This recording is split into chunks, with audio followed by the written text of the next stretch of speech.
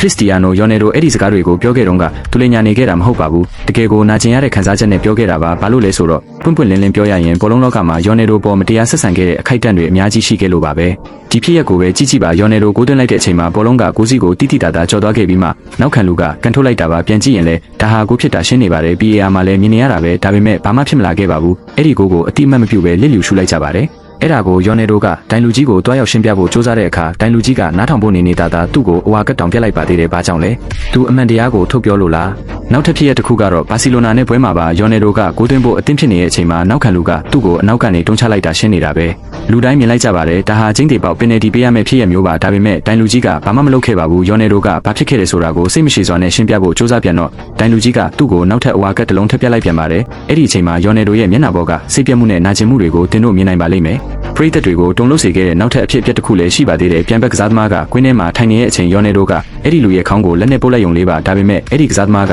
အကြီးကျယ်ဖြစ်သွားသလိုမျိုးရုတ်တရက်ခုန်ထပြီးဟန်ဆောင်လိုက်ပါတဲ့အခြေအနေတွေကချက်ချင်းတင်းမာသွားပြီးယော်နယ်တိုရှင်းပြဖို့တောင်အချိန်မရလိုက်ခင်မှာပဲတိုင်လူကြီးကတိုက်ရိုက်နီကထုတ်ပြလိုက်ပါတော့တယ်သူကွင်းထဲကထွက်သွားတဲ့အချိန်မှာယော်နယ်တိုရဲ့မျက်လုံးထဲမှာမျက်ရည်တွေဝဲနေတာကိုအထင်ရှားမြင်ခဲ့ရတာပါဒါတင်မကသေးပါဘူးယော်နယ်တိုကိုသွင်းဖို့စူးစမ်းနေတော့နောက်ခံလူကသူ့ကိုအနောက်ကနေဆွဲလဲလိုက်လို့လဲကျသွားတဲ့ဖြစ်ရပ်တွေကိုသမားကသူ့ခြေထောက်ကိုတိုက်ခိုက်ခဲ့ပေမဲ့တိုင်လူကြီးကလစ်လျူရှုခဲ့တာတွေအများကြီးပါအံ့ဩဖို့ကောင်းတဲ့နောက်ပြန်ကန်ချက်တစ်ခုဆိုရင်လည်းဘောလုံးကကိုစီရဲကိုကျသွားခဲ့ပြီးမှကိုသမားကဖမ်းလိုက်တာပါဒါကိုလည်းကိုဖြစ်မသက်မှတ်ပေးခဲ့ပါဘူးဒီလိုအဖြစ်အပျက်တွေကယော်နယ်တိုဘာလို့အမြဲတမ်းငါ့ပေါ်မှာခုလိုလုပ်နေရတာလဲလို့ပြောခဲ့ရတာလဲဆိုတာကိုနားလည်စေပါလိမ့်မယ်ဒါပေမဲ့စိတ်ဝင်စားဖို့ကောင်းတဲ့အချက်ကတော့ဘလောက်ပဲအငင်းပွားစရာတွေရှိပါစေဘလောက်ပဲသူ့ကိုနှိမ်ချဖို့စူးစမ်းကြပါစေခရစ္စတီယာနိုယော်နယ်တိုဟာဘောလုံးလောက်ခဲ့တဲ့အကြီးကျယ်ဆုံးကစားသမားတစ်ယောက်အဖြစ်ရည်တည်နေစေပါပဲသူ့ကိုနှိမ်ချလေသူကပိုပြီးမြင့်မားတဲ့နေရာကိုရောက်အောင်တက်လန့်ပြတ်လေပါပဲဒါကပဲသူ့ရဲ့ဇလန်းကိုပိုပြီးထူးခြားစေခဲ့တာပါတကယ်လို့တင်လဲကျွန်တော်လိုပဲဒီလူကိုချစ်မြတ်နိုးတယ်ဆိုရင်တော့ CR7 လို့ကွန်မန့်ပေးခဲ့ပြီးပရိသတ်စစ်ဆိုရင်တော့အသေးလေးပေးပြီး follow လုပ်ထားပေးကြပါအောင်